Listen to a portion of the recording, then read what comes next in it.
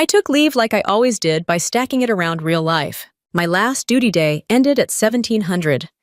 I turned in my keys, signed the log, and walked out of the building with that weird mix of relief and paranoia you get when you're finally off the clock, but still mentally scanning for problems. I had a plan that felt simple on purpose: drive home, see my parents sleep in my old room for one night, and then spend the rest of my leave handling adult stuff I actually needed, like the final walkthrough for a house near the water. Nothing dramatic, no big announcement, no surprise I'm back balloons. Just me, a duffel bag, and a highway that smelled like fast food and bad decisions. I kept my phone on the passenger seat face down. I didn't need distractions.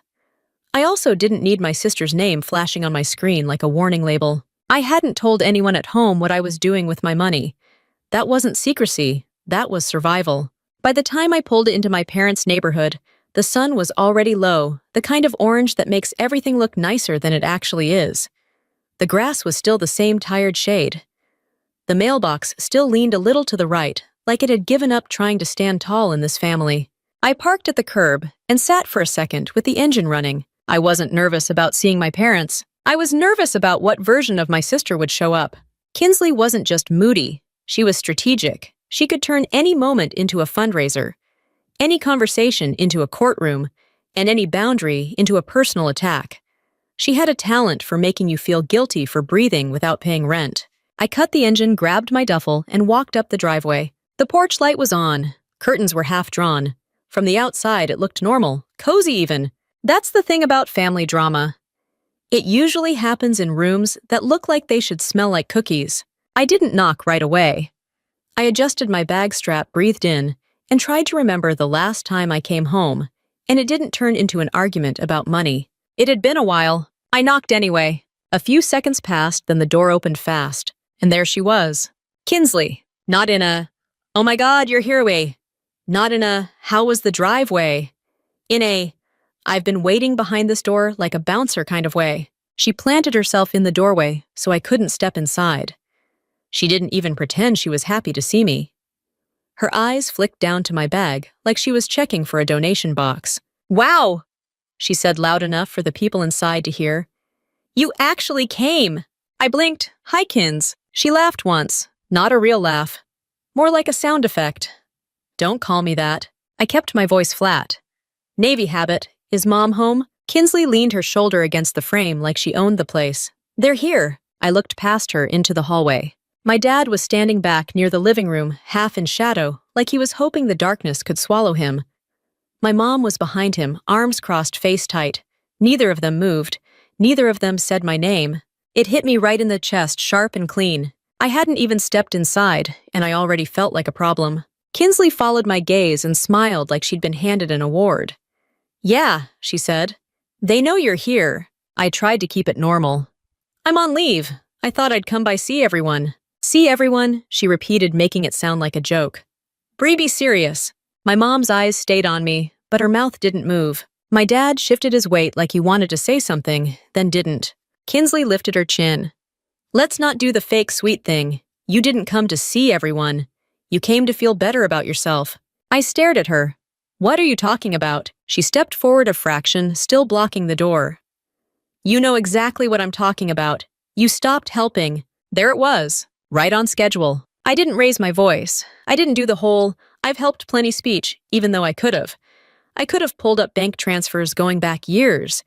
I could have shown the payments I sent when she just needed a little boost. The money I wired when she had an amazing opportunity. The time I covered her car insurance because she forgot again. The month I paid the electric bill because it's embarrassing to have the lights shut off. I could have done a lot. Instead, I said I haven't stopped helping. I stopped funding your business. Kinsley's eyes narrowed. There it is, the attitude. I exhaled through my nose. "Kinsley, I'm not doing this on the porch." "Oh, we're doing it right here," she said louder now. "Because I'm not letting you walk in like some hero when you won't even invest in my future." My dad's head dipped. My mom looked away for half a second, then back at me, like she was checking if I'd start crying. I didn't. Kinsley kept going, words spilling out like she'd rehearsed them. "You're the one with a steady paycheck. You're the one with benefits. You're the one who doesn't have to worry about real life.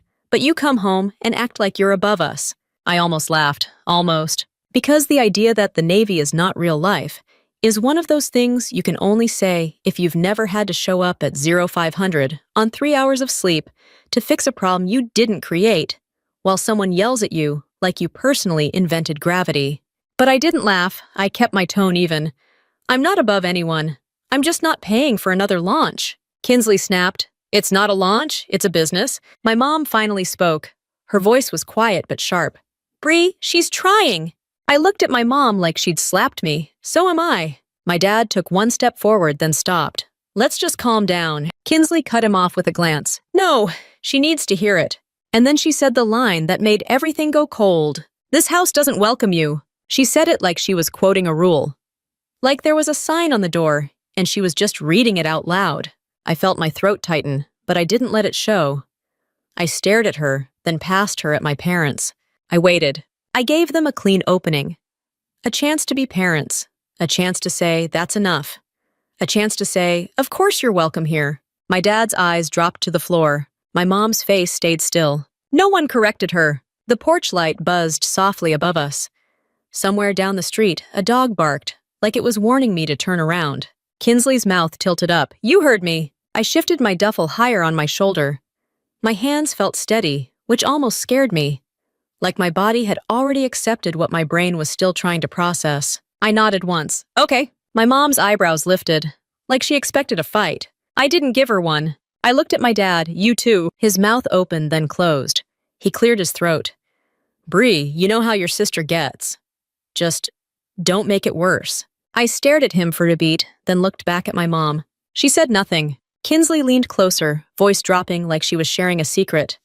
Don't come back until you're useful. That one landed different. That one wasn't even about money. Not directly. It was about what I was in this family. A resource. A walking paycheck. A problem when I said no. I stepped back off to the porch. The cold air hit my face and made my eyes sting.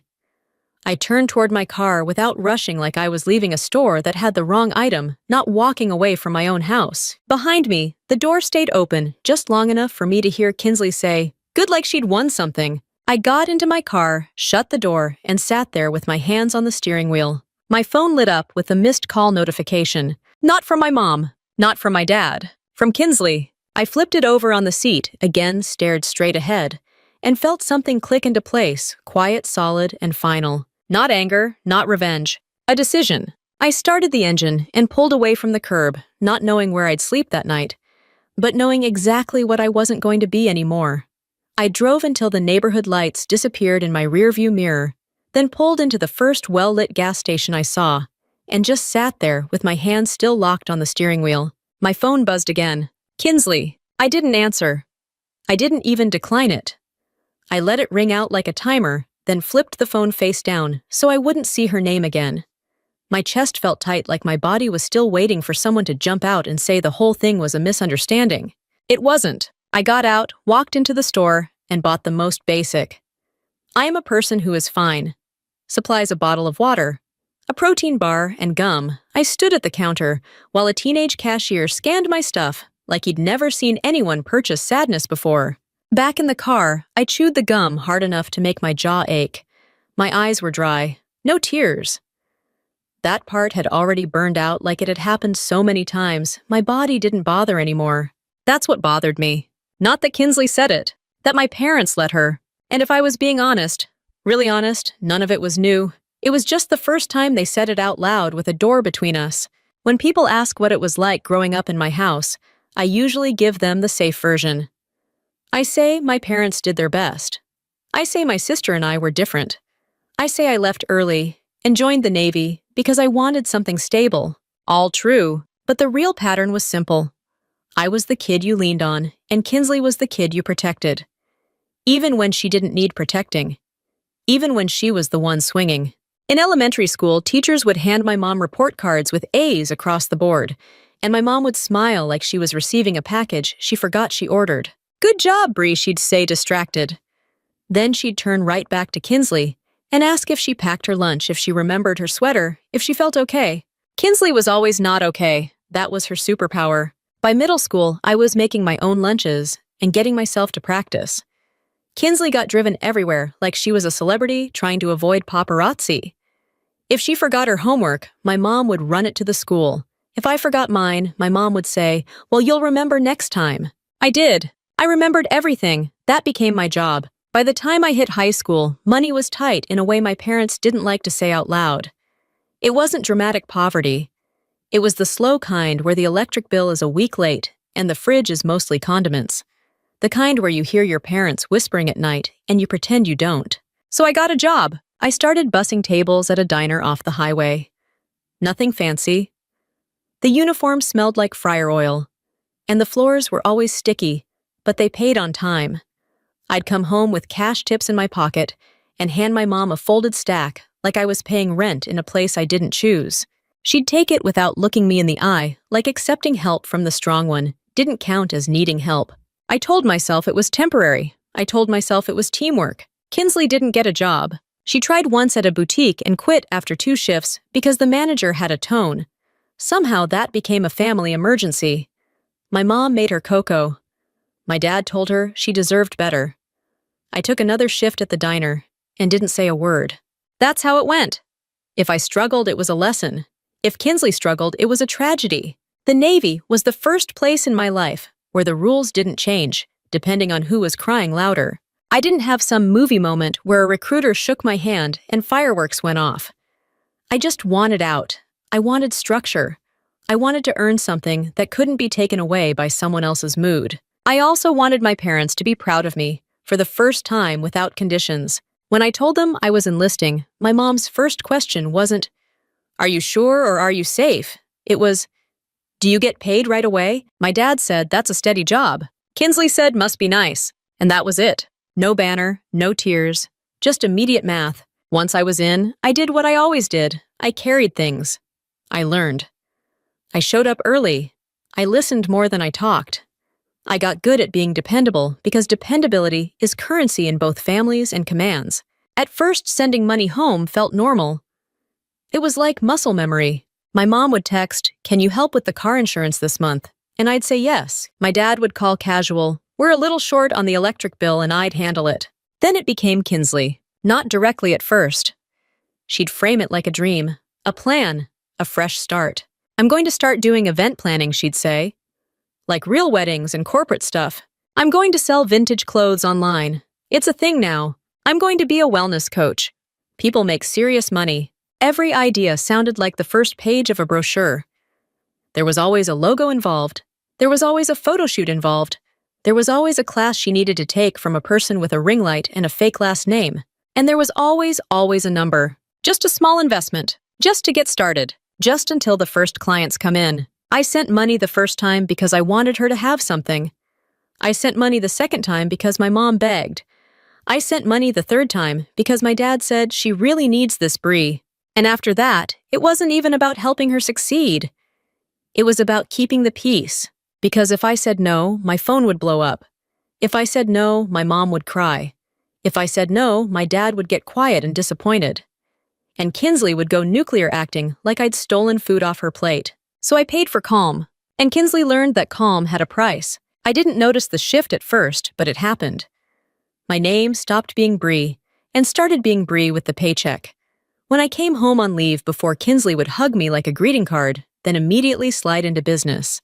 "You know what would really help me?" she'd say while we were still standing in the kitchen. I'd ask, "Did you ever finish that course you bought last time?" She'd wave it off. That was different. It was never different. The money didn't go to inventory or permits or a realistic plan. It went to stuff that made her feel like a business owner without having to do the boring part where you actually work. And my parents let her because she's finding herself. Meanwhile, I was finding myself at 0500, with a clipboard counting gear, fixing mistakes I didn't make, and staying late because the job didn't care about my feelings. The moment it changed for me wasn't some big betrayal. It was a Tuesday. Kinsley called and asked for money again, and I said I couldn't. I had my own bills. I was trying to save. I was tired of watching my paycheck vanish. She laughed like I'd told a joke. Then she said, "You're not married. You don't have kids. What else are you doing with your money?" That was the first time I realized she didn't see me as a person with a life. She saw me as a pipeline. I didn't yell. I didn't cry.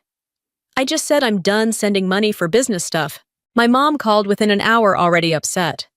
Bree, why are you being like this? She just needs support. I remember staring at the wall in my barracks room phone pressed to my ear and thinking, support, like I was a subscription service. I told my mom I'll help with essentials sometimes. I'm not funding another plan.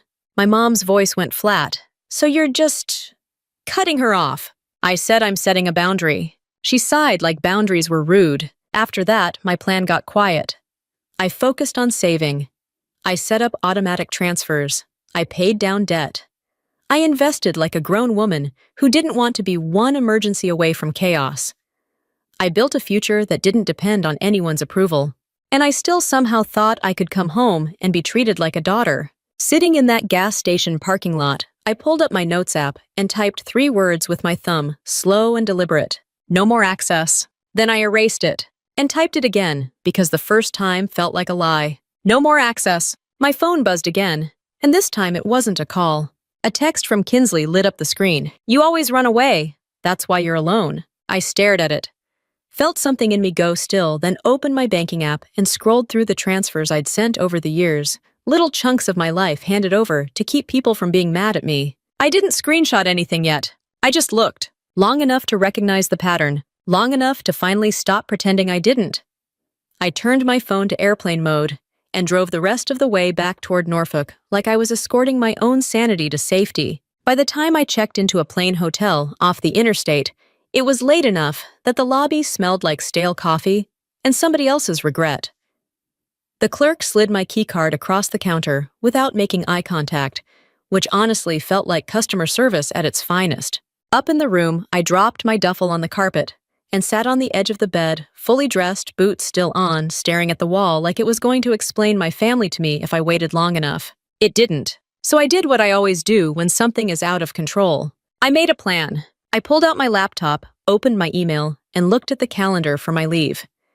Inspection appointment, walk-through window, closing paperwork. Everything was already moving whether my mother spoke to me or not. The house wasn't some fantasy. It was practical. It was me being tired of hauling my life around like an overpacked sea bag. A place near the water close enough to base that I wouldn't have to piece my way into another identity. Not a mansion. Not some influencer beach palace with white couches nobody sits on. A real coastal house with weathered siding, a decent roof, and a porch where I could drink coffee without hearing somebody demand a wire transfer. I shut the laptop and finally took my boots off. My phone buzzed against the nightstand, even in airplane mode, like it was annoyed it couldn't deliver drama. I left it there. At 05:30, my body woke up automatically. That's what years of the Navy does. You can be on leave and still pop awake like you're about to miss muster. I showered, dressed in jeans and a hoodie, and went down to the lobby for coffee that tasted like it had been filtered through a sock. I drank it anyway. Then I drove to base. Not because I had to, because I needed to feel normal. Naval Station Norfolk, at sunrise, is its own world cars lining up people walking fast, everyone pretending they're not tired. The gate guard checked my ID, nodded, and waved me through like he'd seen 1,000 versions of me. Which he had. I parked and walked toward my building, breathing in that mix of salt air and diesel that makes outsiders think you're in a movie and makes sailors think great another day. I didn't have to be there, but I had a reason to stop by. My leave paperwork had already been approved, but I needed to pick up a document for my home purchase, a proof of employment letter, and a couple pay stubs the lender wanted in their special little format that makes you wonder if they've ever heard of the internet. Inside the office, the lights were too bright and the air was too cold. Everything smelled like toner and hand sanitizer. My kind of place. Whitaker, a voice called from down the hall. Chief Rosalind Maddox stepped out of her office like she owned the building. She was in command climate, the way some people are in command of a room, quiet, solid, not interested in your excuses. Chief, I said. She looked me up and down the way chiefs do when they're reading your posture like a report. You're on leave. Yes, Chief. And you're here. Yes, Chief. She raised one eyebrow. That family trip go great. I didn't give her the whole story. I wasn't trying to cry in a hallway at 700. I just said, it got complicated. Chief Maddox nodded like she'd already guessed the plot. Uh-huh. Paperwork. Yes, Chief. Lender needs updated documents. Come on! She motioned me into her office, and pointed at the chair like it was an order. I sat. She sat behind her desk, pulled out a folder, and slid 2 pages toward me. Proof of employment, pay verification, anything else? No, Chief, that's it. She watched me for a second. You look like you slept in your car. I didn't, I said. I slept in a hotel. She made a face. Same thing. I almost smiled. Almost. Then my phone, which I'd taken off airplane mode on the drive, buzzed in my pocket, like it was desperate to be the main character. I ignored it. Chief Maddox tapped her pen against the desk. You want to talk, or you want to keep pretending you're fine? I took a breath. I'm fine. She leaned back. That's not an answer. That's a habit. I stared at the folder in front of me. The papers were clean, clear, organized, the opposite of my family. I said my sister told me I wasn't welcome at my parents' house. Chief Maddox didn't gasp, didn't look shocked. She just nodded once like she was updating a mental file. And your parents, they didn't stop her. Chief Maddox exhaled through her nose. Of course they didn't. I looked up. You're not even surprised. I've been in long enough to know family can be your biggest support system, or your biggest liability, she said. Sometimes both on the same day. I swallowed. She's mad because I won't fund her business. Chief Maddox gave a short laugh. Business? Let me guess. She's launching something. She's always launching something. Yeah, Chief Maddox said. Some people don't want to build. They want applause for saying they're going to build. I couldn't help it. I let out a small laugh. It came out dry like it hadn't been used in a while. Chief Maddox pointed her pen at me. You're not a bank, Whitaker. No, Chief. Say it like you mean it. I hesitated, then said, I'm not a bank. Good, she said, because the second they treat you like a bank, they stop treating you like family. That hit too cleanly. I looked down at the papers again, the ones that proved I worked, I earned I existed. Then my phone buzzed again. This time it was a call. Dad! I stared at the screen for a second, then answered, because part of me still wanted him to be a father. Hey, I said. His voice came through cautious and low, like he was calling from a room where someone was listening. Bree. Yeah. A pause. Your mom's upset. I waited. He cleared his throat. You didn't have to leave like that. I almost laughed, but it wasn't funny. I didn't have to leave. I was told the house doesn't welcome me. He sighed. You know, Kinsley gets worked up. You keep saying that like it makes it okay, I said. Another pause. Just, don't make this bigger than it needs to be. You could apologize. Smooth it over. There it was. Not are you okay? Not I'm sorry. Smooth it over. Like I was the one who broke something. I felt my hand tighten around the phone. And apologize for what? For... You know, he said vague on purpose. For how things went. I looked at Chief Maddox. She wasn't listening like she wanted gossip. She was listening like she wanted to see if I'd protect myself. I said into the phone, Dad. I'm not apologizing for not writing another check. He went quiet. Your sister's trying. I kept my voice steady, so am I. He exhaled hard like I was exhausting. Just think about it. I said a lot. I ended the call before he could say something that would make me regret answering. My phone immediately buzzed with a text from my mom. Don't be stubborn. Family is family. I stared at the words until they blurred. Chief Maddox said, Let me guess. They want you to fix it. I didn't answer. She nodded anyway. Here's the thing, Whitaker. The Navy taught you something your family didn't. You can't keep a ship afloat by pouring your own body into the hole. That was the closest she'd ever come to poetry, and it still sounded like a safety brief. I took a slow breath, then opened my notes app on my phone.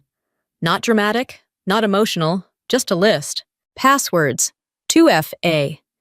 Emergency contact, mail forwarding, credit check. I'd already started some of it. I could tighten it. Chief Maddox watched me type. You closing on that house? Yes, Chief. Good, she said.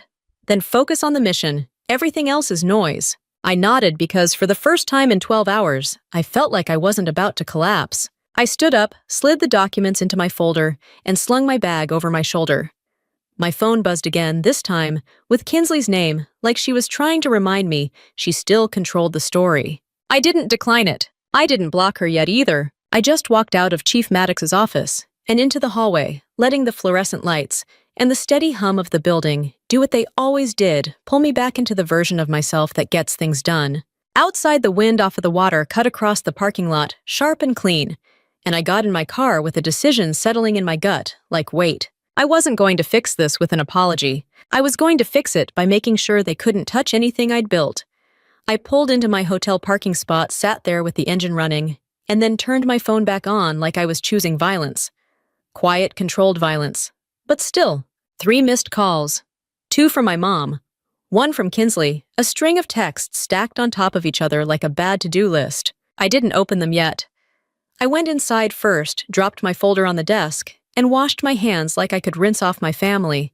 Then I sat on the edge of the bed, unlocked my phone, and started reading. Mom, why are you doing this, Mom? Your father is stressed. Mom, Kinsley is trying to build something. Mom, don't punish her because you're upset.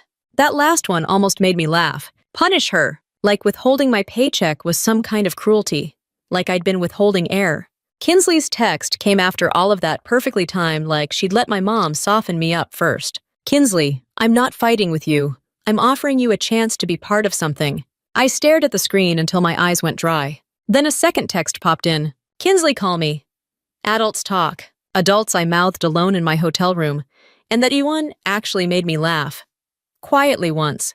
The kind of laugh you do when you can't believe the audacity, but you also can't afford to be surprised anymore. I called her anyway, not because she deserved it, because I wanted it on record, her tone, her words, her angle.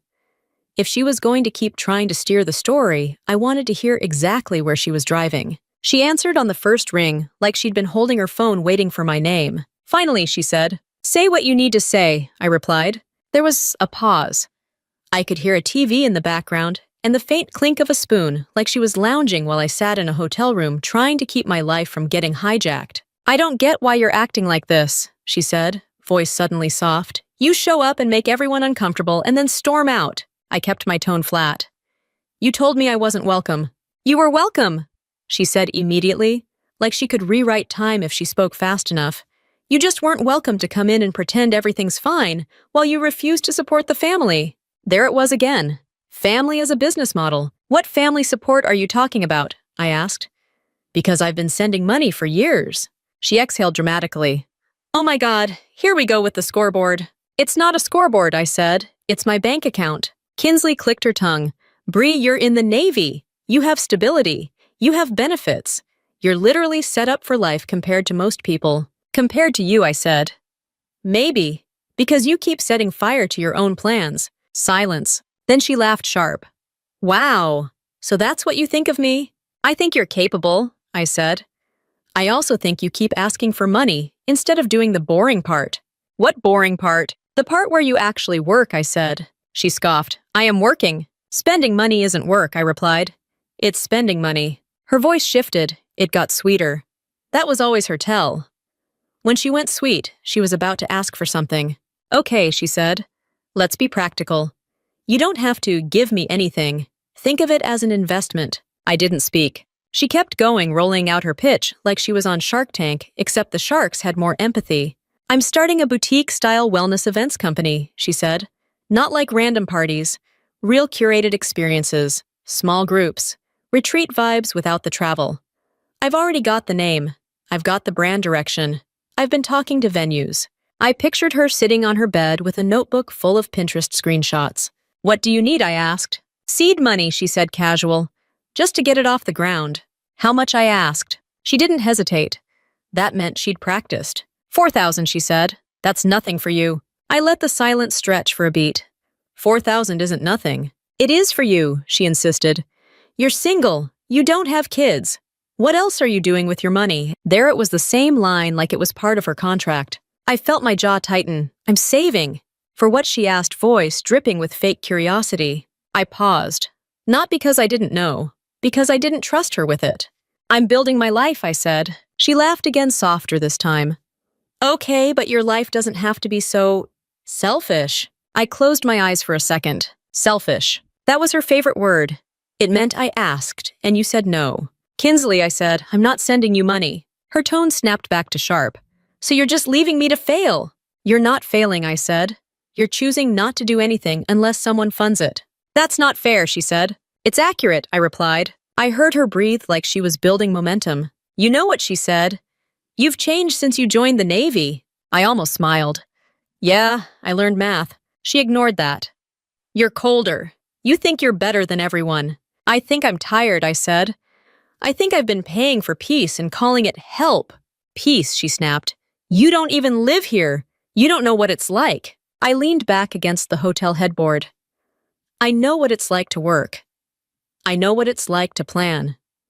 I know what it's like to not get what you want and still show up. She made a noise like I was lecturing her. You always do that. You talk down to me. I'm not talking down, I said. I'm talking clearly. There was a beat where I thought maybe she'd hang up. Instead, she went for the next move. Fine, she said, suddenly quiet. If you won't invest, at least cover the venue deposit. I stared at the ceiling. No. Okay, she said faster, then cover the website build. That's only like $800. No. Then the promo materials. No, I repeated, and my voice didn't change. She went silent again, and when she spoke, her voice was low. So you really don't care about me? I opened my eyes. That's not what this is. Yes, it is, she said. You don't want me to have anything. You want to be the successful one. I felt a flash of anger, hot and quick, because she said successful like it was something I'd stolen from her instead of something I'd earned. I didn't take anything from you, I said. I worked. I joined. I stayed.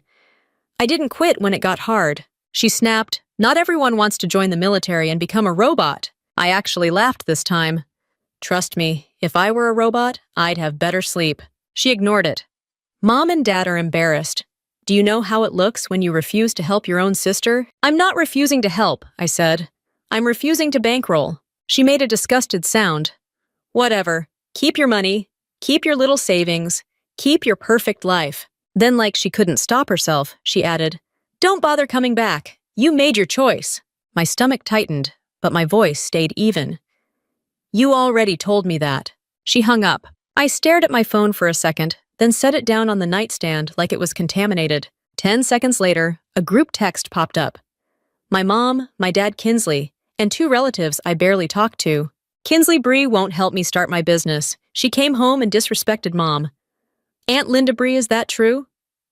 Mom Bree, please don't do this in the family chat, Dad. Let's just calm down. I read it twice, then once more, and something in me settled. This wasn't about a venue deposit. It wasn't even about a business. It was about control. About making sure I stayed in the role they understood, the one who pays, so everyone else can pretend things are fine. I opened my notes app and started a list, not a rant. Dates, amounts, reasons, screenshots. I wasn't going to argue in a group chat like a teenager. I wasn't going to defend my life to people who only called me when they needed something. I typed one message back, short enough to be clear and long enough to be final. I've helped for years. I'm not funding any business ventures anymore. Please stop asking. Then I muted the chat. A new message came in immediately. From my mom, private. If you don't help your sister, don't expect to be treated like family. I stared at that line until the humor of it finally hit me. Dark, bitter humor, but still humor. Treated like family. As if I'd just been handed a membership card I could lose for missing a payment. I locked my phone, stood up, and grabbed my folder of house documents off the desk. The edges were crisp. The timeline was real. The plan was mine. I wasn't going to beg for a door that was held shut on purpose. I was going to build one that only opened when I decided. I opened my laptop at the little hotel desk, pulled up my banking dashboard, and treated my family like a recurring charge I needed to cancel before it overdrafted my life. No anger typing, no dramatic music in my head, just clicks. I started with the bills I'd been covering, because yes, even after years of being treated like a walking ATM, I'd still been paying a couple essentials. Not because they deserved it, but because I didn't want the lights shut off, and my parents blaming me like I personally unplugged the house. Electric autopay monthly. Phone partial coverage for my mom because she always couldn't figure out the plan. One streaming subscription I didn't even watch, somehow tied to their TV. And a couple transfers labeled groceries that always turned into Kinsley needed gas. I stared at the list and felt that familiar tug, the reflex to keep things stable for people who never kept me stable. Then I remembered Kinsley's face in that doorway. This house doesn't welcome you. Click. I turned off the streaming service first. Petty maybe, but I wasn't about to fund my own humiliation in HD. Click. I changed the electric bill payment from autopay to manual, set a reminder for one last payment, and put a note next to it. Final.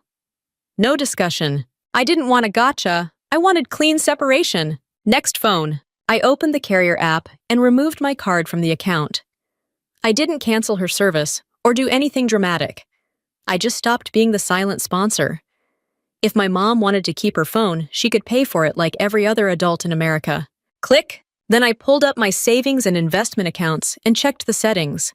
Two-factor authentication was already on for most of them, but I tightened everything anyway. New passwords, new security questions that weren't guessable. No more mother's maiden name nonsense.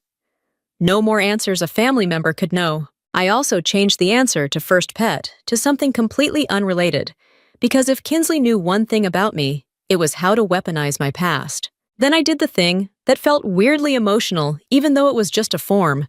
Emergency contact. My mom and dad had been listed for years. Because that's what you do when you don't want to admit your family can be a liability.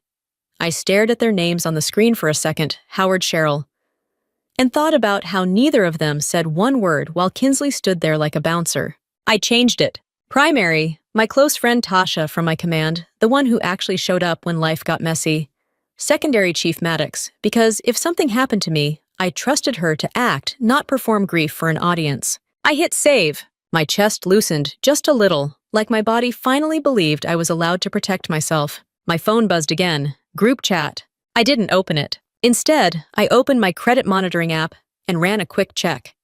My credit had been clean for years, boring, consistent, beautiful. But after that group chat and Kinsley's little adults talk line, I wasn't taking chances.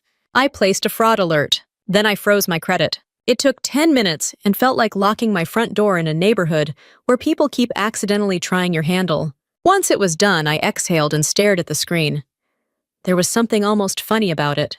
My family had trained me to anticipate chaos, and the Navy had trained me to document it. Perfect match. My phone lit up with a private call. Mom. I stared at it until it stopped ringing. Immediately after, she sent a text. Mom, did you really mute the family chat? I didn't respond. Another one came. Mom, you're making this worse. Then, Mom, your father is disappointed. I read that one twice. Not angry, just tired. My father was disappointed in me the way a man is disappointed when the remote control stops working. Not sad, not concerned, just inconvenienced. I set the phone down and opened my email. My lender had sent a message earlier. Subject line, clear to close. Final documents needed. I clicked it. Inside was a list. Pay stubs, employment verification, updated bank statement for the down payment account, confirmation of earnest money.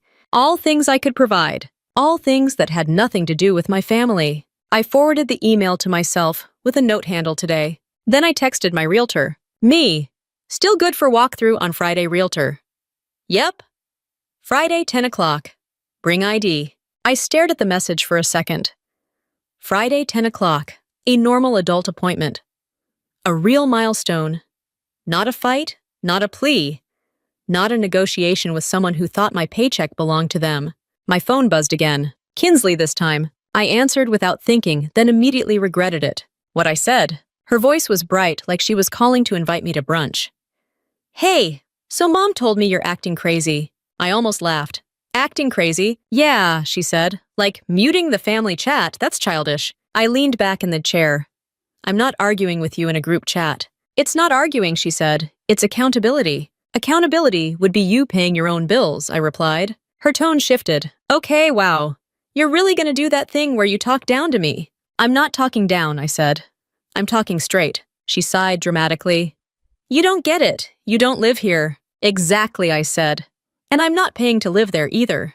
There was a pause, then her voice got lower. So what, you're cutting everyone off? I'm setting boundaries, I said. She laughed, and it wasn't sweet this time. Boundaries. That's what people say when they're selfish. I didn't take the bait. Kinsley. I'm not sending you money. So you're just fine letting Mom and Dad struggle, she snapped. I looked at the folder on the desk, my employment letter, my pay verification, the evidence that I handled my life like an adult. They're not struggling, I said. They're choosing not to deal with you. Her breath caught like I'd said something obscene. She recovered fast. You think you're so smart. You think because you wear a uniform, you can judge everyone. I'm not judging, I said. I'm observing. I hate how you talk, she said. You've always been like this. Cold. I actually smiled at that because the irony was almost impressive. I spent years trying to keep peace, and she called me cold when I stopped. I'm not cold, I said. I'm done. She went quiet. Then, like she couldn't help herself, she tried a different angle. Okay, so if you won't fund the business, can you at least send me something small, like 200? I just need gas and groceries. I stared at the ceiling. There it was, the pivot. The same move every time. If the big ask fails, shrink it until you feel rude saying no. No, I said. She sucked in a breath. Are you serious? Yeah, I said. I'm serious. You're really gonna let me starve? She snapped, voice rising. You're not starving, I said. You're manipulating. She shouted, you're disgusting. I waited, kept my tone even. I'm done with this conversation. Before she could slam me with another line, I ended the call. My phone immediately buzzed with another text. Kinsley. If you don't help, don't come crying when you need family. I stared at it, then laughed one short, humorless laugh. Because family in their definition wasn't love. It was access. I didn't respond. I didn't block her yet. I didn't need the satisfaction. I needed the structure. I opened my notes app and created a folder, Family Financials. Inside, I made 4 sections. Transfers sent. Bills paid. Messages demanding money. Doorway incident. No drama words, just facts. Then I opened my calendar and scheduled reminders, send documents to lender confirm, walk-through call insurance for homeowners, quote, my life back in my hands. And when my mom's number popped up again, I let it ring while I typed the next email to my lender with steady fingers because I wasn't going to keep answering calls that only existed to pull me back into the same loop. I was halfway through uploading my bank statement to the lender's portal when my work phone rang and the caller ID made my stomach drop. Chief Maddox, on leave, a call from your chief is never just checking in. It's either something is on fire or someone thinks you're the fire. I answered fast. Chief Maddox P01 Whitaker. Whitaker, she said, voice clipped. You near base? Yes, Chief. Come in, now. No explanation, no small talk. Just the kind of tone that tells you to stop wondering and start moving. I grabbed my keys, left my laptop open on the desk, and drove like I was late for muster. The whole way there, my brain tried to fill in blanks. Did I mess up paperwork? Did something happen with my leave? Did the lender call base and say I was buying a castle made of fraud? Then I remembered the last 24 hours. Kinsley, the group chat. The family is family guilt script. The way she'd said accountability like it was a weapon. By the time I got to base, my hands were steady, but my jaw was tight. At the gate, the guard scanned my ID and waved me through. I parked, walked into the building, and the fluorescent lights hit me like a reality check. Everything smelled like cleaning solution and printer toner. Familiar, neutral, safe. I knocked on Chief Maddox's office door. Enter. She was standing arms crossed like she'd been waiting for me. There was another chair in the room, pulled slightly away from her desk, an extra seat that didn't belong there. That detail told me everything. This wasn't a casual talk. Chief Maddox gestured to the chair. Sit. I sat. She didn't sit. She paced once, then leaned against her desk. Do you have anything you need to tell me before I start talking? She asked. My heart thumped once, no, Chief. She nodded slowly. Okay, we got a message. I didn't speak. She continued precise. An anonymous concern. Came in through a general inbox. Not official complaint paperwork, not a report with a name attached, but it was specific enough that I can't ignore it. My fingers curled slightly on my knees. About me. Yes, she said. It claims you're under financial pressure, experiencing family conflict, and maybe unstable. Unstable. There it was. The word Kinsley loved. The word people used when they didn't like boundaries. I kept my face neutral. Chief, I'm not unstable. I didn't say you were, Chief. Maddox replied. I said someone wrote it. I exhaled slowly. Did it say anything else? It implied you might be a risk, she said. To yourself. To the unit. You know the language. I did. It was vague, but loaded. It was the kind of message designed to make leadership nervous without saying anything that could be proven false. Chief Maddox watched me carefully. Do you know who sent it? I didn't hesitate. Yes, Chief. Her eyebrows lifted. Go on. My sister, I said. Or someone acting on her behalf. Chief Maddox didn't look shocked. She looked annoyed, like my family had just tried to file paperwork incorrectly. Why would she do that? Chief asked. Even though her tone suggested she already knew. Because I stopped sending her money, I said. She's been escalating. She told me I wasn't welcome at my parents' house because I wouldn't invest in her business. Chief Maddox's mouth tightened. Your parents allowed that. Yes, Chief? She stared at me for a beat, then nodded like she was mentally checking a box. Okay, here's what we're going to do. We're going to handle this like adults with rank and common sense. I almost smiled at that. Almost. She pulled a printed copy of the message out of a folder and slid it across the desk. I didn't touch it right away. I looked at it, then looked at her. I'm not in trouble, I asked. You're not in trouble, she said. You're being targeted. There's a difference. That sentence hit me in a place I didn't expect. I'd been walking around feeling like I was guilty of something because my family was mad at me. Chief Maddox just named it for what it was. Targeted. She pointed at the paper. Read it. I picked it up and scanned. It was exactly what she described, concerned tone, vague details, just enough specific to sound credible.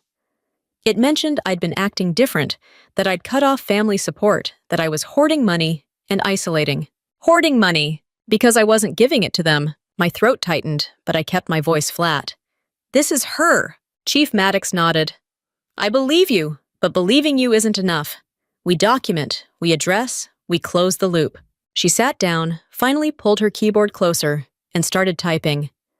I'm logging that you came in on short notice, you're calm, coherent, and you've provided context. I'm noting that it appears to be a family dispute being weaponized. I watched her type and felt relief spread through me like warmth. Not because she was saving me, because she was making it real.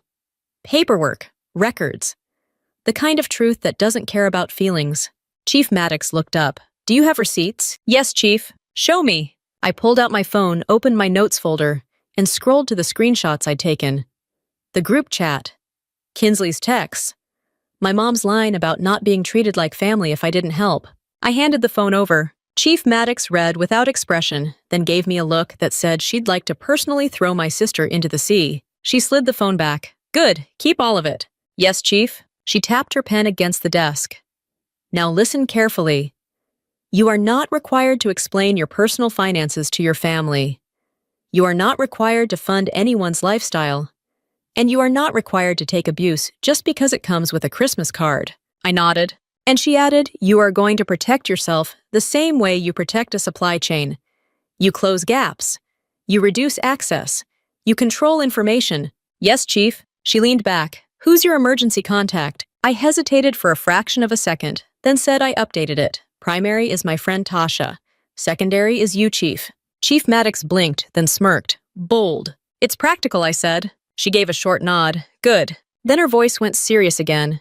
Do you feel safe? Yes, Chief. Do you feel like you're at risk of harming yourself? No, Chief. Do you have any intention of doing anything that would compromise your duties or your clearance? No, Chief. She nodded once. All right. That's the check-in. That's the box I needed to check. Now I need you to understand the bigger picture. I sat up straighter. This is a form of sabotage, she said. It's amateur and emotional, but it's still sabotage. Family can't just fling accusations into the wind and expect your command not to look. I swallowed. I'm sorry this is touching work. Chief Maddox waved a hand. Don't apologize. You didn't start it. You're ending it. She slid the anonymous message back into the folder. If they contact the unit again, we respond the same way professionally, factually, with documentation. No drama, no chasing. Yes, Chief. She paused. And you keep your home purchase quiet. You do not share your address. You do not give anyone a spare key. You do not let anyone stay just a few weeks. I let out a breath that was almost a laugh. You sound like you've met my family. Chief Maddox's mouth twitched. I've met plenty of families. Different names, same tactics. She stood signaling the meeting was over. Go handle your closing paperwork. Enjoy your leave. And if your phone starts lighting up like a slot machine, you can ignore it. Yes, Chief. I stood too, but before I could leave, she added Whitaker. Yes, Chief. Her expression softened just a little. You can love people and still not let them access you. Don't confuse guilt with duty. I nodded, unable to speak for a second. Then I left her office and walked down the hallway with my shoulders squared, my pulse steady and a new kind of anger in my chest. Not the messy kind that makes you say things you regret, but the clean kind that makes you lock every door. Outside, the wind was sharp again. I got in my car and pulled out my phone. I didn't call my mom. I didn't call my dad. I opened my lender portal, uploaded the rest of the documents, and then opened my notes app to add one more line under doorway incident. Anonymous concerns sent to my command. Because if my family wanted to play dirty, I wasn't going to play louder. I was going to play smarter. I sat in my car outside the building for a full minute, thumb hovering over my contacts, then deleted my parents' address from the frequent list. Like I was removing a shortcut to trouble. Chief Maddox's advice was still ringing in my head: control information, reduce access. So I treated my next 48 hours like an operational plan. No announcements, no venting posts, no, can you believe this text to cousins who would screenshot it and send it right back to my mom. Quiet, clean. Back at the hotel, I called the title company and confirmed my signing window. I called my insurer and got a homeowner's quote. I changed the passwords on 2 accounts I hadn't thought about in years, because Kinsley was the kind of person who remembered your childhood secrets like they were keys. Then I did something that felt both ridiculous and necessary. I checked my mail settings. My old home address was still connected to a couple places, a credit card I never used, a store account I forgot existed, and one stubborn subscription that had been following me like a clingy ex. I updated every single one, because if my family couldn't get money out of me, I didn't want them finding comfort in getting information. The next morning, my realtor texted me a quick update about the walkthrough schedule. Normal stuff. Boring stuff. The kind of adult life I'd worked for. I was replying when my phone buzzed with a new notification. A Facebook tag from my Aunt Linda, the one who always brought potato salad to reunions and opinions to every conversation. I clicked it before I could stop myself. It was a post from my mom's account. Nothing dramatic. Just a photo of the front of my parents' house, perfectly framed, like it belonged in a real estate listing, with a caption that made my stomach drop. Family is everything. Proud of my girls no matter what. And underneath it, a comment from Kinsley. Some people forget where they came from when they get a uniform. I stared at the screen, pulse rising. My mom had posted it like a peace offering, but it was really a warning shot. Kinsley had used it like a knife. Then my phone rang. Unknown number. I didn't answer. It rang again immediately, like the caller was offended by boundaries. I let it go to voicemail. A second later, another call, this time from my dad. I answered because apparently I still enjoyed suffering. Bree, he said, fast, breathy, where are you? My shoulders tensed. Why? Your mom just wants to talk, he said. Kinsley's upset. Everyone's upset. And people are asking questions. What questions? I asked. He hesitated too long. Dad, I said, what questions? He cleared his throat. Your aunt heard you're buying a house. My stomach went cold. I didn't say anything. I let silence do the work. How did she hear that? I finally asked. Dad rushed through the answer like he wanted to outrun it. She saw something online. A friend of a friend. It was like a congratulatory post. A congratulatory post. I already knew what happened before he finished explaining. Realtors, title companies.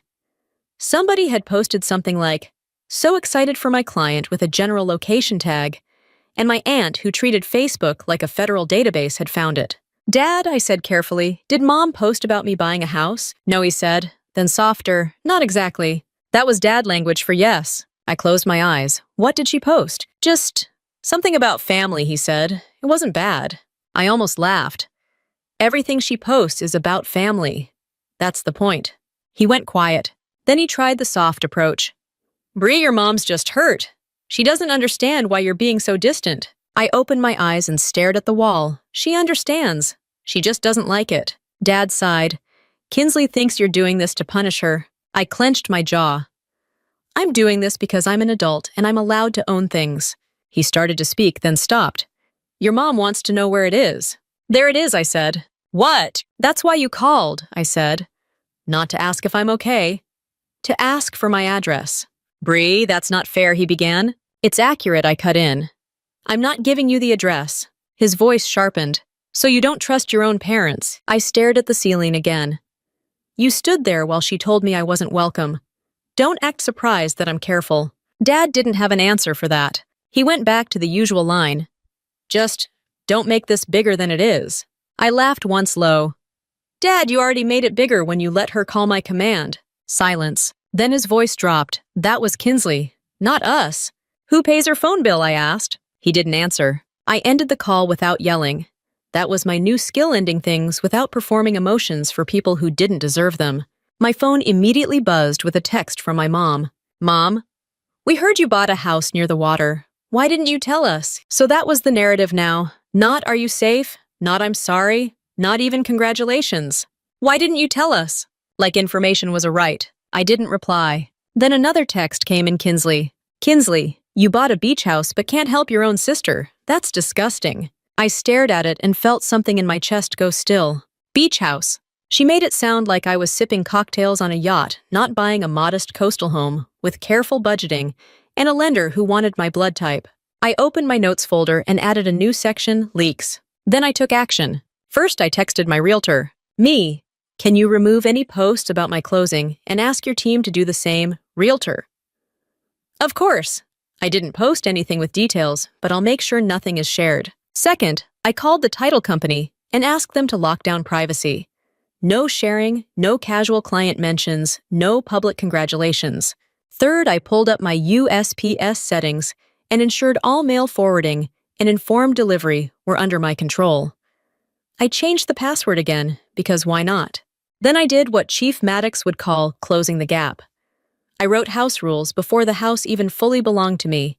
Not emotional rules, practical rules. No spare key for family, no mail sent there for anyone but me, no unannounced visits. No, I'm in town, so I'm stopping by.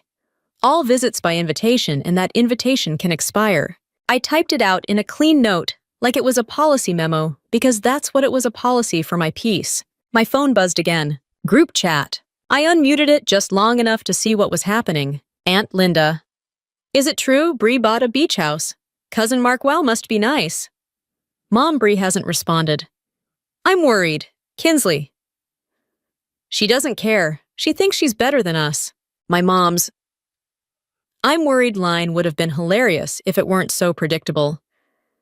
She wasn't worried about me. She was worried I'd stopped being controllable. I typed one message into the chat, then deleted it.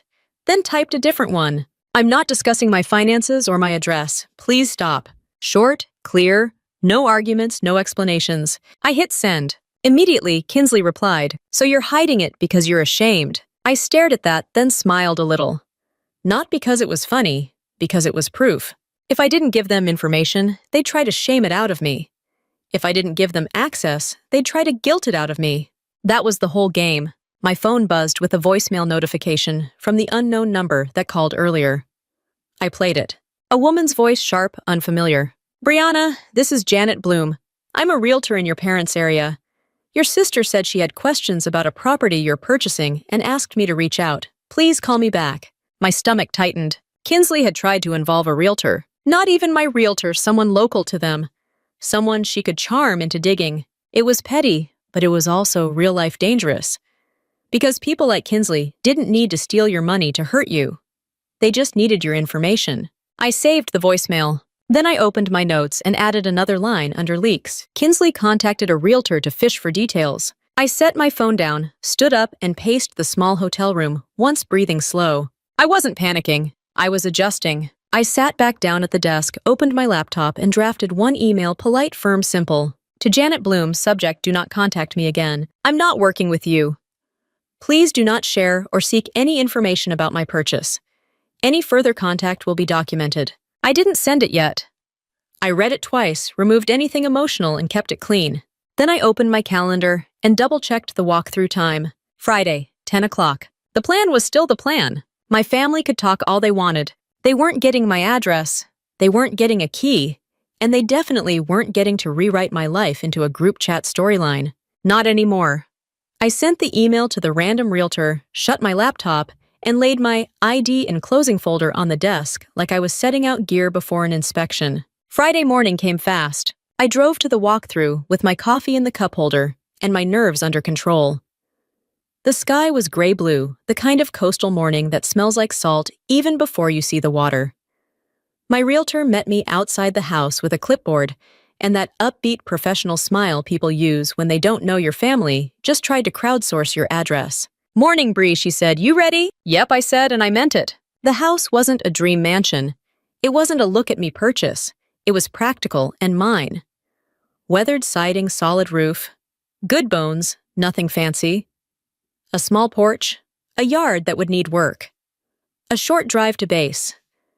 And if I walked 2 blocks in the right direction, I could hear the ocean like a distant appliance humming.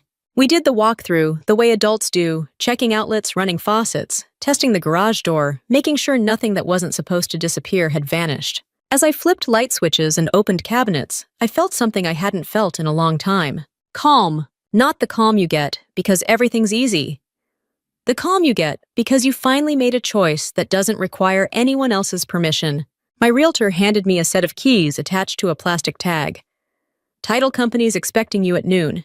You've got everything ready. I patted my folder. Everything's in here. Perfect, she said. And just so you know, I already asked my team not to post anything. Totally understand. Thank you, I said. She hesitated like she wanted to say more, then didn't. Most people learn quickly not to step into family drama. I respected that. I got back in my car and drove toward the title company. On the way, my phone lit up with a call from my mom. I let it ring. Another from my dad. I let it ring too. Then a text from Kinsley popped up like she'd been waiting for the exact moment she knew I'd be busy. Kinsley, so you're really doing it, buying a beach house instead of helping your family. I didn't respond. I wasn't going to argue while I was literally on my way to sign documents worth more than my parents' entire living room set. At the title company, the receptionist smiled too brightly and offered me water like I might faint from adulthood. I sat at a conference table while a notary walked me through papers one by one. It was boring in the best way. Sign here, initial there. Confirm your name, confirm your address. Confirm that you are not laundering money for a foreign government. I wanted to tell her, ma'am, my family can't even keep track of a phone bill. When it was done, the notary slid the final page toward me. Congratulations, Ms. Whitaker. I stared at my signature like it belonged to someone else, someone more stable, someone who didn't get told she wasn't welcome in her own childhood home. Then I took the keys and walked out to my car. I sat there for a second, keys in my palm, and didn't do anything dramatic. No tears, no speech, just a long breath. Then my phone rang again. This time it was my dad. I answered because apparently I still believed in miracles. Bree, he said, too cheerful. Hey! I stared through the windshield. Hey! So he said, drawing it out, your mom told me you're closing on a house today. It was impressive how he could say closing on a house, like he was casually asking what I wanted for dinner. Yeah, I said. A pause. Well, that's good. I waited. He cleared his throat. Your mom wants to congratulate you. I almost laughed. Does she? She does, he insisted. She's just hurt. She feels shut out. Dad, I said slow and clear I was shut out. In the doorway. Silence. Then he pivoted. We should all talk. I didn't bite. What do you need? He hesitated. We just want to see it. No, I'm proud of you. No congratulations. No apology. Just access dressed up as affection. I kept my voice even. No. He sounded genuinely offended. No, I repeated. He tried another angle. Bree, you're in the Navy. You're busy. You're gone a lot. It would make sense for your mom and me to stay there sometimes, just to help you. Help me. Right. You can help me by respecting what I say, I replied. He sighed like I was difficult. You're being stubborn. I stared at the keys in my hand. I'm being clear. He lowered his voice. Kinsley's embarrassed Bree. People are talking. They think you're abandoning the family. I let out one short breath that wasn't quite a laugh. People can think whatever they want. He paused. So you really won't even let us visit? I didn't say that, I replied. I said no to access. No to staying. No to spare keys. No to showing up whenever. He went quiet. Then he tried the soft guilt. Your mom's been crying. I almost said, she didn't cry when Kinsley told me I wasn't welcome, but I didn't. I didn't want to argue with a man who used feelings like traffic cones to redirect you. I'm not discussing this on the phone, I said. Dad's voice tightened. Fine, we can meet. That made my stomach clench. Meet meant ambush. I'll meet you in public, I said. Public, he repeated like I'd suggested a courtroom. Yes, I said. A coffee shop. Another pause. Okay, he agreed too fast. Tomorrow. Today, I said. Before you build a story about what I said. He grumbled but agreed. 2 hours later, I sat at a coffee shop near a busy shopping center. Bright lights, plenty of people, no private corner for guilt. I chose a table where I could see the door. Old habit. My parents walked in first. My mom looked like she'd been practicing her hurt but noble face. My dad looked tired. Kinsley arrived 2 minutes later, wearing sunglasses inside like she was a celebrity escaping consequences. She slid into the chair and smiled at me like we were friends. Congrats, she said, voice sweet. Must be nice. I didn't respond to that. I sipped my coffee and waited. My mom reached across the table like she was about to touch my hand. I moved my cup slightly, not rude, just not available. She flinched, then forced a smile. We're proud of you, Bree. I held her gaze. Are you? Her smile twitched. Dad cleared his throat. Of course we are. Kinsley jumped in before they could mess it up further. So when can we see it? There it was, straight to it. I set my cup down. You can't. My mom blinked. Bree. No, I said calm. Not right now, not like this. Kinsley scoffed. What does that mean, not like this? It means you don't get to tell me I'm not welcome, then show up expecting keys, I replied. My dad raised a hand. Nobody said. Kinsley did. I said eyes on my sister. And none of you stopped it. My mom's face tightened. Bree, you have to understand she was emotional. Kinsley laughed. Here we go. The Navy lecture. I leaned forward slightly. This isn't a lecture. This is the rule: no spare key, no staying there, no mail, no dropping by. If I invite you, we can talk about a visit, but you don't get to move in. Kinsley's mouth fell open. Move in? Who said move in? My mom jumped in quickly. We just thought, since you'll be gone sometimes, it would be smart. We could keep an eye on things. Kinsley added a little too eagerly, and I could use the extra room to work. It'd be perfect for my business. I stared at her. No. She slammed her palm lightly on the table, just enough to get attention. So you'll buy a beach house, but you can't help me get a venue deposit. I didn't flinch. Correct. My mom's voice rose.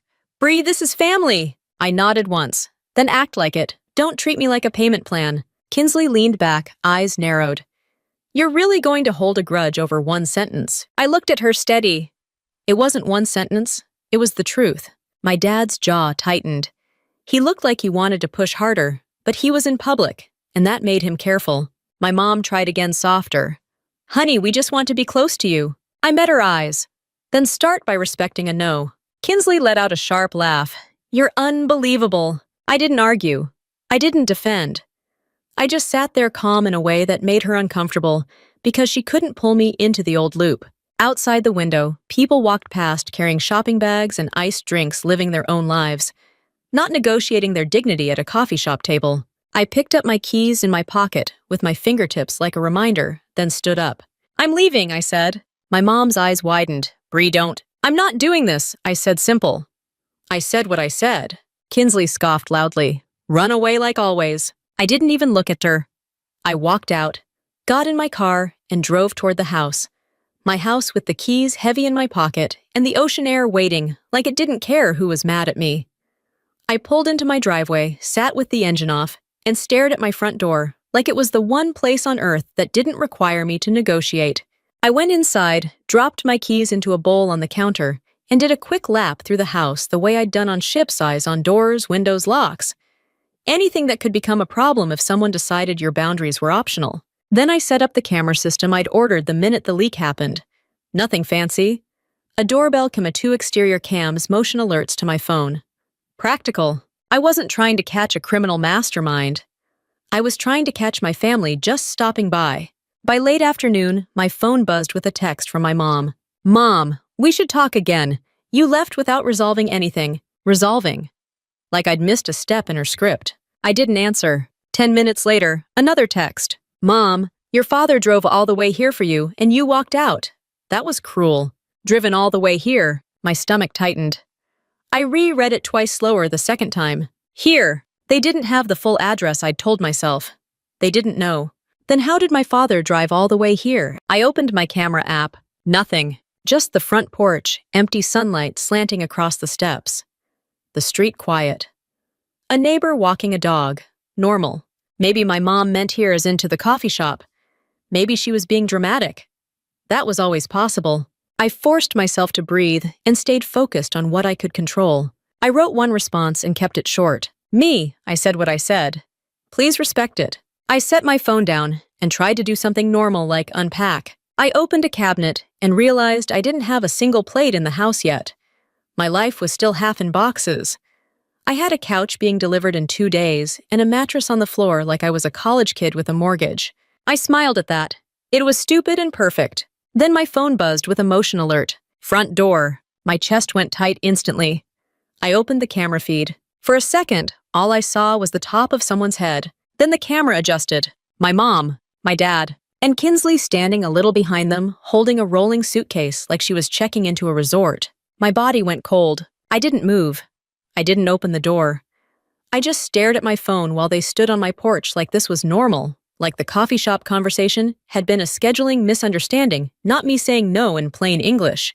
My mom pressed the doorbell. The chime echoed through the empty house, cheerful and innocent, like it didn't know it was being used for emotional warfare. My phone buzzed again, call from Mom. I didn't answer. I opened the camera's two-way audio instead. My voice came through the speaker calm and slightly distorted. "Why are you on my porch?" My mom jumped a little, then recovered fast. Bree opened the door. "No," I said. My dad leaned toward the camera, like he could reason with technology. "We just want to talk." "We already talked," I replied. Kinsley stepped forward into framed sunglasses on like she was still auditioning for a reality show. "Stop being dramatic. We drove all the way here." I stared at her suitcase. "Why do you have luggage?" My mom waved her hand like I was being silly. "It's nothing, just in case. We weren't sure how long we'd stay." My throat tightened, but my voice stayed even. "You're not staying." Kinsley laughed. "Oh my God, you're seriously going to do this?" "Yes," I said. "I'm seriously going to do this." My dad's face tightened. "Bree, you're making a scene." I almost laughed. I was alone in my own house, speaking through a doorbell camera. If anyone was making a scene, it wasn't me. "Leave," I said. My mom's smile strained. "Honey, we're family." "You didn't act like family in that doorway," I replied. "And you didn't act like family in that coffee shop. You're not coming in." Kinsley stepped closer, eyes sharp. "So you can buy a house near the water, but you can't even let your own mother use the bathroom." I stared at her. Of course she went for something that made me look cruel. I kept my voice steady. "There's a gas station 2 blocks away." My mom's mouth fell open. "Bree." My dad raised his voice. "This is ridiculous. Open the door." I didn't. I walked to the living room window, instead staying out of view, and watched them through the blinds. My hands were steady, my stomach wasn't. Kinsley was talking fast, pointing at the door, like she was presenting an argument to a jury. My mom kept looking around like she expected a neighbor to come out and witness her as a victim. My dad paced agitated, like he wanted to yank the door open, the way he used to yank the remote from my hand when Kinsley wanted a different channel. My phone buzzed again, another doorbell press. Then a harder knock. I opened the two-way audio again. "If you don't leave," I said calm, "I'm calling the police." My mom froze. "You wouldn't." "I would," I said. "Because this is my property, and you're trespassing." My dad's face changed, like he was seeing me as a separate adult for the first time, and not liking it. Kinsley scoffed loudly. "You're insane." I let that sit there. Let her say it into a camera that recorded everything. Then she said the line that made my blood turn hot. "You owe us," she snapped. "You wouldn't have anything without this family." I laughed once sharp. "I have this because I worked." "You worked," she shouted. "You get a paycheck from the government." I leaned closer to my phone voice, still even. "Kinsley, you don't get to tell me I'm not welcome and then demand my house." My mom jumped in voice, pleading, "Bree, your sister is just stressed." "She didn't mean it." "She meant it," I said. "And none of you corrected her." My dad barked. "We're not doing this through a camera," I replied. "Then you should have listened at the coffee shop." Kinsley rolled her suitcase an inch closer to the door, like proximity would change my answer. "We're staying one night." "That's it." "No," I said. My mom's voice rose sharper now. "After everything we've done for you," I cut her off, still calm. "Name one thing you did for me that wasn't attached to me paying for Kinsley." Silence. My dad looked away first. Kinsley exploded. "You're such a liar. You're selfish. You're cold. You're going to die alone with your stupid house." I didn't respond. I watched her unravel on my porch suitcase beside her, while my mom tried to hold her arm like she was restraining a dog that bites. My phone buzzed with another notification text from Aunt Patrice. "Aunt Patrice, I just heard. Don't open that door." I stared at the message and felt a weird wave of relief. Someone had noticed. Someone wasn't asking me to be smaller. I typed back with one hand. "Me, I'm not opening it." Then another message came in from her. "Aunt Patrice. They don't miss you. They miss your money." I swallowed hard and read it again. On the porch, my mom pressed the doorbell again, rapid this time, like she was trying to wear my door down with persistence. My dad leaned toward the camera and lowered his voice like he was being reasonable. "Bree, if you don't let us in, don't be surprised when you have no family left." I stared at him through my phone screen. Dad, I said quietly, you already left. His face tightened. Kinsley shouted, say goodbye to Mom then. My mom's expression shifted, not to sadness, but to anger, the kind she saved for when she wasn't getting what she wanted. Fine, she snapped. If you want to be alone, be alone. Then she did something I didn't expect. She turned toward Kinsley and hissed, stop yelling. The neighbors will hear. So that was the fear. Not losing me, being seen. My dad grabbed the suitcase handle and yanked it back like he was pulling Kinsley away from a bad idea. Kinsley resisted, still shouting, still performing. My mom bent towards camera one last time, face close enough that I could see every tight line around her mouth. This isn't over, she said. I didn't answer. I just watched as they walked back down my steps. My father stiff. My mother furious. My sister twisting her head back toward the door, like she expected it to open out of guilt. They climbed into their car. The camera caught the license plate clearly. The car backed out. And as the taillights disappeared down the street, I stood in the quiet living room, phone in my hand, heart still pounding, and did the one thing I knew would keep this real. I opened my notes app and typed 5:42 p.m. parents, and Kinsley showed up with luggage. Refused entry, threatened police, recorded. Then I went to the front door, checked the lock, and slid the deadbolt into place with a clean final click that sounded less like anger and more like safety. I didn't sleep much that night, but not because I was anxious. It was the opposite.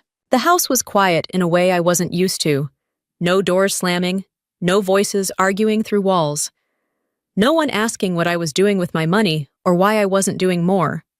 Just the sound of the wind outside and the low hum of the refrigerator reminding me the utilities were finally mine. In the morning, I made coffee and drank it standing at the kitchen counter because I still didn't own a table. The ocean was there if I leaned toward the window, not loud, just present. It didn't ask anything from me. I checked my phone. No missed calls. No texts from my mom. One message from Aunt Patrice. Aunt Patrice, proud of you. Call me when you're ready. I typed back a simple thank you and put the phone down. By the end of the week, the couch arrived. Then the bed frame. Then a couple lamps I bought without asking anyone's opinion. I hung a single-framed photo on the wall, not of my family, but of my command at a charity run from a few years back. People who showed up. People who didn't ask me to be smaller.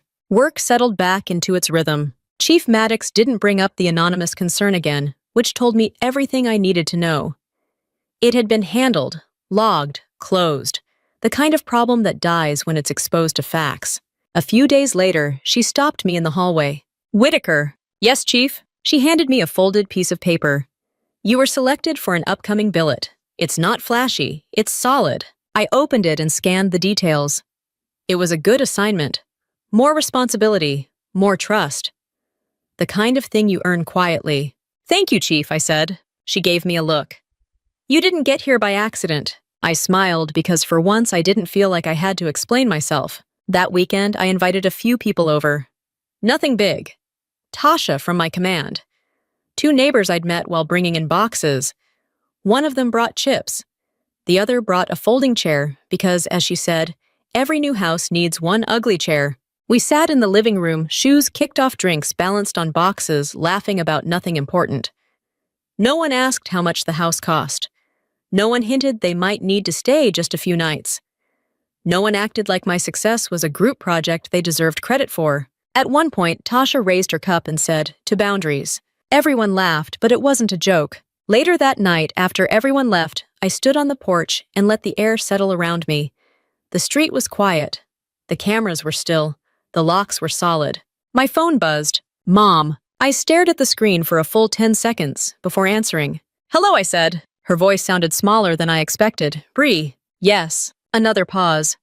Your father and I, we don't understand why you're shutting us out. I leaned against the porch railing.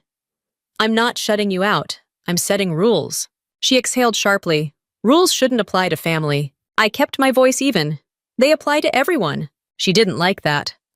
I could hear it in the way she breathed. Your sister is devastated. I almost laughed, but I didn't. She showed up at my house with a suitcase.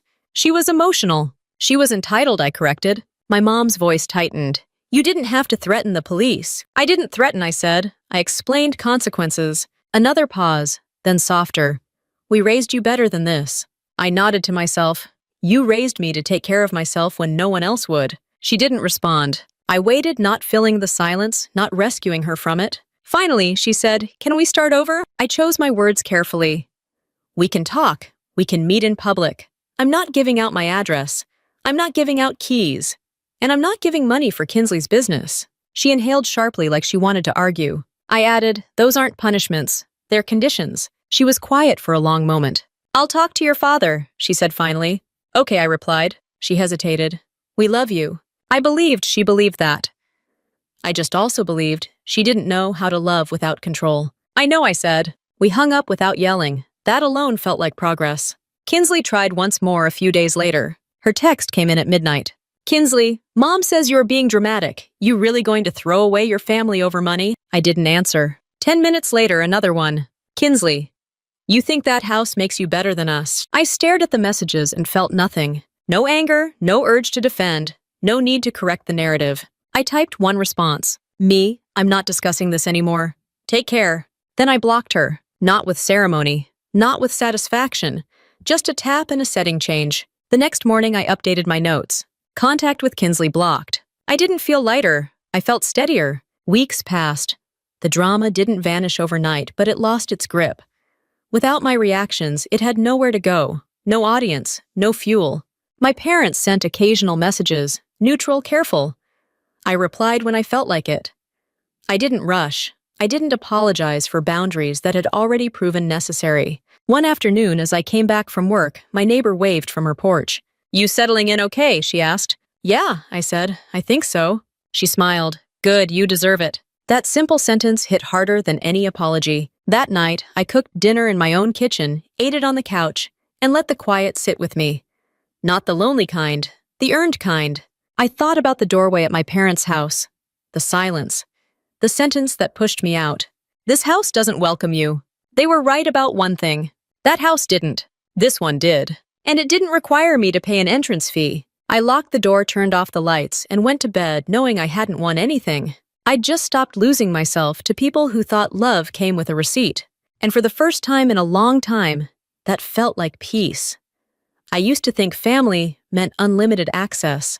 Like if someone shared your last name, they automatically got a key to your life, your time, your money, and your peace. But what I learned the hard way is that love without boundaries turns into control. And control always shows up wearing a friendly mask. This wasn't about winning or embarrassing anyone. It was about refusing to keep paying for family drama just to earn a seat at a table where I was never treated like a person. If you're living your own family revenge story right now, especially while trying to build a career in the military, remember this: strong doesn't mean available, and forgiveness isn't access. And if this story hit a nerve, or if you've ever had to choose peace over pressure, subscribe to the channel. I post real feeling family revenge stories with military life boundaries and receipt stories that remind you you're not crazy for protecting what you worked for. Subscribe, and you'll have more of these waiting for you when you need them.